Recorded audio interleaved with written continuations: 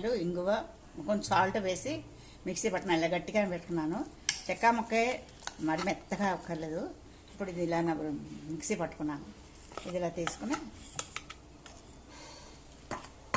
Hello friends, ఇవాళ పప్పుగాలు చేస్తాను. దేవుడికి నైవేద్యానికి పప్పుగాలు చేస్తాను.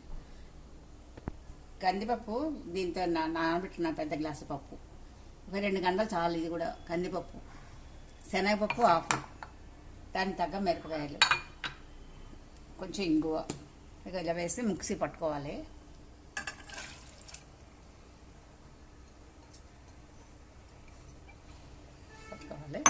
శనగపప్పు కూడా వేసుకోవచ్చు.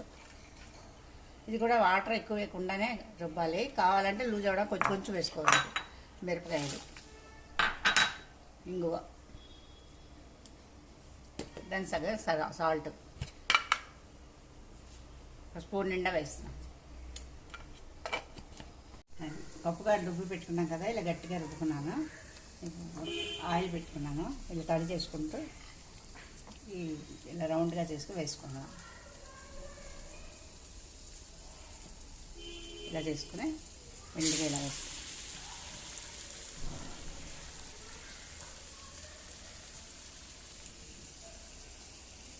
ఇలా చేస్తే రౌండ్ చేసుకుని కొంచెం పలచగా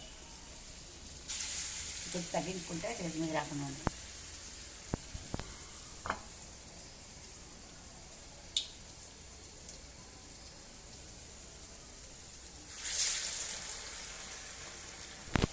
పప్పు గట్ల రెడీ అయిపోయింది. లైక్ చేయండి మీరు అందరూ.